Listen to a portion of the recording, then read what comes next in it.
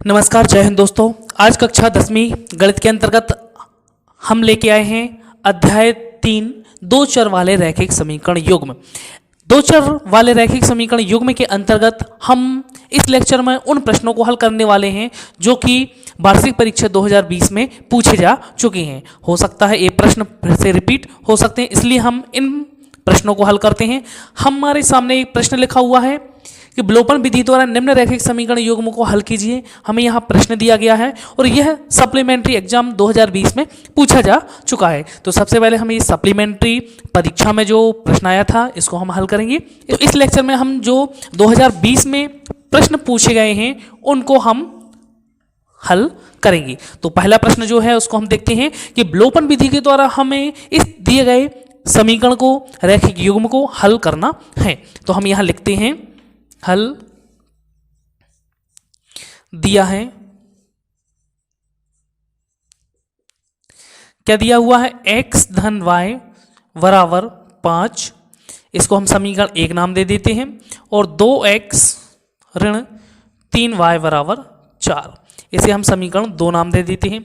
यदि हम देखें कि जो हमारी विलोपन विधि होती है उसमें हम जो x चर या बाय चर किसी एक चर के जो गुणांक हैं उनको हम क्या कर लेते हैं, बराबर बना लेते हैं, समान बना लेते हैं। यदि हम यहां देखें x चर को तो x चर का गुणांक क्या है 2, लेकिन यदि हम पहले समीकरण में देखें तो x चर का गुणांक कितना है 1 है, अर्थात यहाँ पे x चर के गुणांक समान नहीं है।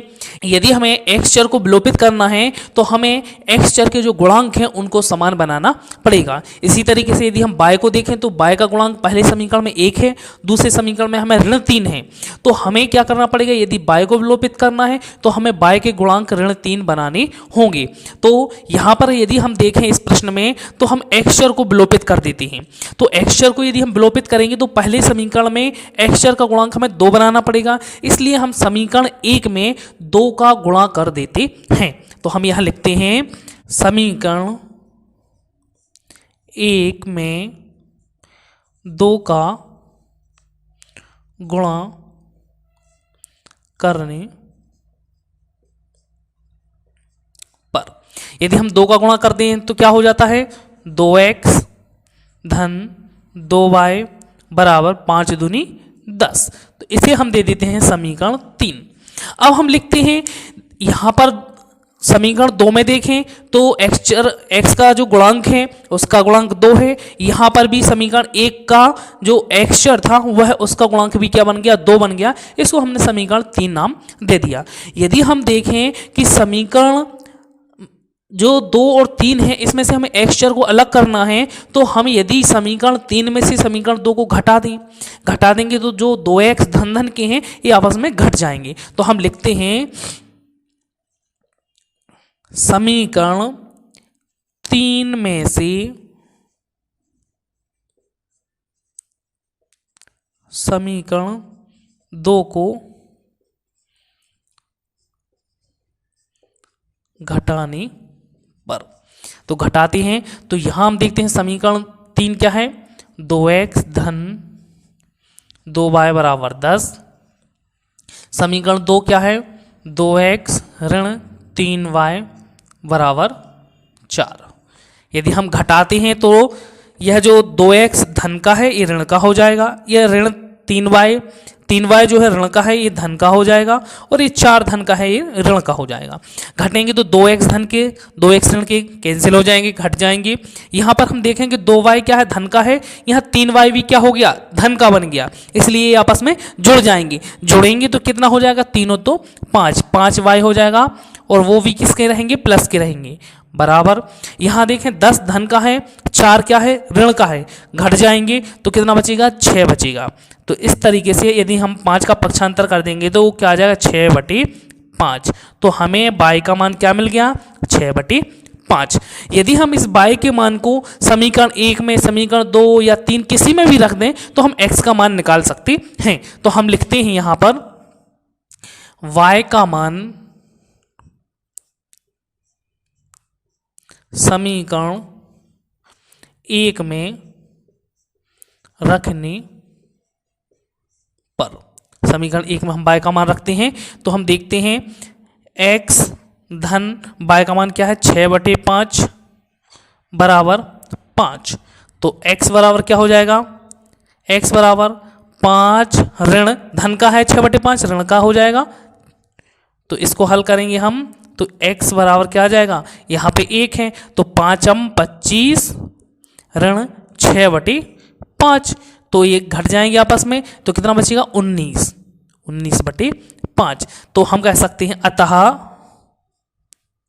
x बराबर 19/5 एवं y बराबर 6/5। तो इस तरीके से हम विलोपन विधि के द्वारा दिए गए दो चर वाले रैखिक समीकरण युग्म को हल कर सकते हैं और x और y के मान ज्ञात कर सकते हैं। हम अगले प्रश्न को देखते हैं। यहाँ पर दूसरा प्रश्न है के किस मान के लिए निम्न रैखिक समीकरणों के युग्म का कोई हल नहीं है। तो हमें यहाँ एक रैखिक समीकरण युग्म दिया गया है और हमें बतलाना है के का मान, और के का मान कब किस कंडीशन के लिए कि इस युग्म का कोई हल नहीं है। यदि हम दोनों रैखिक समीकरण युग्मों को हल करते हैं तो इसका कोई हल नहीं प्राप्त होगा, तो उसके लिए हमें के का मान ज्ञात करना है। तो हम यहाँ देखें कि यह जो प्रश्न है 2020 के मेन एग्जाम में पूछा गया था और इसको सप्लीमेंट्री एग्जाम में भी पूछा गया था, तो यह बहुत ही इंपॉर्टेंट प्रश्न हो सकता है।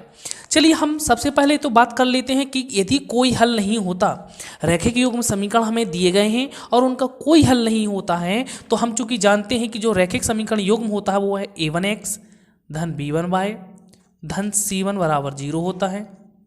इसी तरीके से a2x plus b2y plus c2 बराबर 0 होता है। यदि ये दो रैखिक समीकरण युग्म हैं, यदि उसका कोई हल नहीं है तो जो x y और अचर के जो अनुपात हैं वह इस तरीके से होते हैं a1/a2। ये तो बराबर होंगे b1/b2 के, लेकिन जो c1/c2 है यह बराबर नहीं होता है a1/a2 के और b1/b2 के। तो यह कंडीशन जो होती है वह होती है हमारी यदि कोई हल नहीं है। आप हमें कमेंट करके ज़रूर बतलाएं कि इसके लिए यदि अद्वितीय है तब उसके लिए क्या कंडीशन होती है, और इसका अनंत हल है तो उसके लिए क्या कंडीशन होती है, हमें कमेंट करके जरूर बतलाएं। चलिए हम इस प्रश्न को हल करते हैं। तो यहाँ पर हमें के मान निकालना है, तो हम देखते हैं हल करते हैं। हमें जो दिया गया रैखिक समीकरण युग्म है इसको यदि हम इस तरीके से लिखते हैं तो हम क्या करते हैं, जो हमें दिया गया है उसको हम लिखते हैं 3x धन y। यदि हम एक का पक्षांतर कर लें तो क्या हो जाएगा, ऋण 1 बराबर 0 तथा 2 के ऋण 1 x धन के ऋण 1 y ऋण 2 के धन 1 बराबर 0। यदि हम इन दोनों रैखिक समीकरण युग्म की यदि व्यापक समीकरण युग्म से तुलना करते हैं तो हमें यहाँ पे क्या मिलता है, हम लिख देते हैं तुलना करने पर।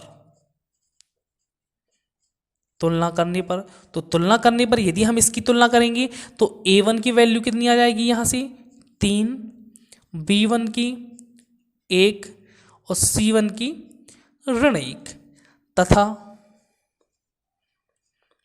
a2 की वैल्यू आ जाएगी क्या, 2 के ऋण 1 b2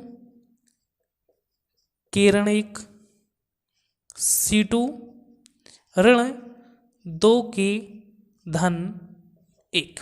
तो इस तरीके से हमें a1 b1 c1 a2 b2 c2 की वैल्यू प्राप्त हो जाती है। तो अब हम लिखते हैं चूंकि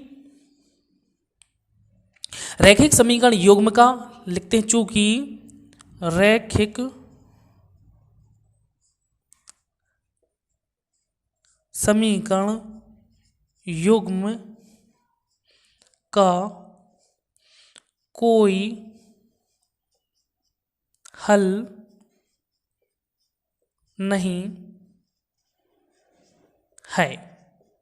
रैखिक समीकरण युग्म का कोई हल नहीं है, इसलिए a1/a2 बराबर हैं b1/b2 के, लेकिन बराबर नहीं है c1/c2 के। तो हम इसमें वैल्यू रख देते हैं, इसलिए क्या करेंगे, वैल्यू रखेंगे तो a1 की वैल्यू क्या है 3, 3/2 के ऋण 1 बराबर यहाँ पे b1 की वैल्यू 1, 1 के ऋण 1 बराबर नहीं है ऋण 1 बटे ऋण 2 के धन 1।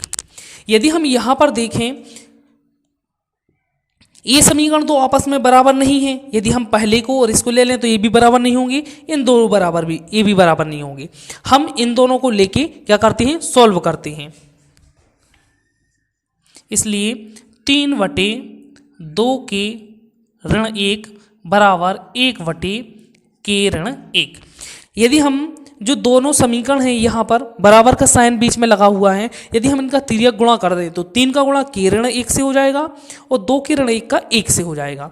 तो हम यहाँ लिखते हैं इसलिए 3 के ऋण 1, 3 का गुणा के ऋण 1 से बराबर 1 का गुणा 2 के ऋण 1 से। यहाँ 3 का गुणा करते हैं अंदर तो 3 के ऋण 1 दिया 3, 1 का गुणा करेंगे तो वही आ जाएगा 2 के ऋण 1। अब हम के वाले पक्षों को अलग कर लेते हैं, तो 3 के यहाँ पर है तो के को और ले आते हैं, 2 के धन का है इस साइड आएगा तो ऋण का हो जाएगा। यहाँ पे क्या बचा ऋण 1, और जो ऋण 3 है यहाँ पर हम इसका पक्षांतर कर देंगे तो धन 3 हो जाएगा। यहाँ 3 के ऋण 2 के क्या बचेगा, के बचेगा बराबर यहाँ धन के 3 ऋण का 1 2 बचेगा। तो इसलिए हमें क्या जो के का मान ज्ञात करना था वह के का मान क्या हो जाता है 2 प्राप्त हो जाता है। और हम कह सकते हैं के मान 2 के लिए रैखिक समीकरण जो दिया गया है इसका युग्म का कोई हल नहीं होगा। तो हम इस तरीके से दिए गए प्रश्न को हल कर सकते हैं। यहाँ तीसरा प्रश्न है, दो संपूरक कोणों में बड़ा कोण छोटे कोण से 18 डिग्री अधिक है, उन्हें ज्ञात कीजिए। तो यह प्रश्न भी 2020 के फाइनल एग्जाम में पूछा गया है। तो हम इस प्रश्न को हल करते हैं। यहां पे दिया गया है दो संपूरक कोणों में बड़ा कोण छोटे कोण से 18 डिग्री अधिक है। तो यहां पर दो कोणों की बात की गई है, एक बड़ा कोण है और एक छोटा कोण है। तो हम इनको मान लेते हैं, हल करते हैं इसको। तो माना बड़ा कोण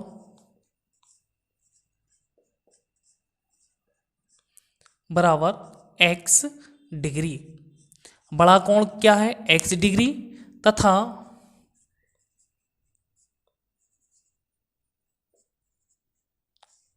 छोटा कोण बराबर y डिग्री। यहां पे हमने बड़ा कोण मान लिया x डिग्री और छोटा कोण बराबर मान लिया हमने y डिग्री की। चूंकि यहां पर बात की गई है दो संपूरक कोणों की, तो ये x और y कैसे हैं, संपूरक कोण हैं। और हम चूंकि जानते हैं यदि दो कोण संपूरक कोण हैं तो उनका योग जो होता है 180 अंश होता है, तो 180 डिग्री होता है। तो हम लिख सकते हैं प्रश्नानुसार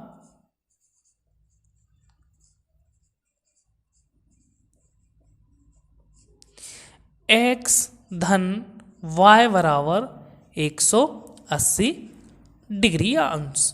इसको हमने दे दिया समीकरण 1। क्योंकि ये दोनों कोण कैसे हैं, संपूरक कोण हैं, तो इन दोनों का योग जो होगा 180 अंश होगा। तथा इनमें कहा गया है कि दो संपूरक कोणों में बड़ा कोण हमारा क्या है x, बड़ा कोण जो है वह छोटे कोण से 18 डिग्री अधिक है। छोटा कोण क्या है y, यदि हम y में 18 जोड़ देंगे तो वह किसके बराबर हो जाएगा, x के बराबर हो जाएगा। हम कह सकते हैं जो बड़ा कोण है वह छोटे कोण से 18 डिग्री अधिक है। तो हमारा एक समीकरण ये बन जाएगा। ठीक है, तो हम इस तरीके से x समीकरण इसको नाम दे सकते हैं। या फिर हम इस समीकरण को दूसरे तरीके से भी लिख सकते हैं। कैसे, चूंकि क्या कहा गया कि दो संपूरक कोणों में बड़ा कोण जो है छोटे कोण से 18 डिग्री अधिक है। अर्थात इसका मतलब क्या हुआ कि उन दोनों कोणों में, बड़े कोण में और छोटे कोण में जो अंतर है वह कितने डिग्री का है, 18 डिग्री का है। अर्थात हम ऐसा भी कह सकते हैं, या करके लिख सकते हैं यहाँ पर, या कि उन दोनों कोणों में जो अंतर है वह कितना है, 18 डिग्री है। 18 डिग्री उन दोनों के बीच में अंतर है। तो यहाँ से भी हम यदि सॉल्व करेंगे तो यदि पाई का पक्षांतर करेंगे तो x बराबर क्या हो जाएगा, 18 धन y।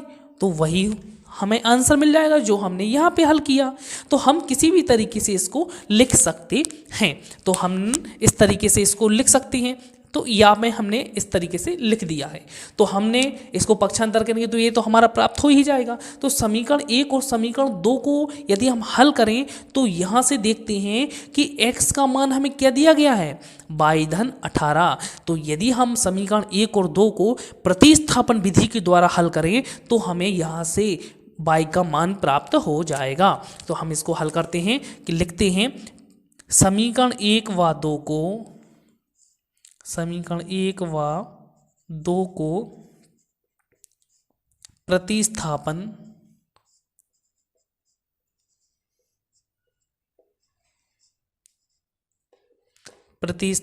विधि से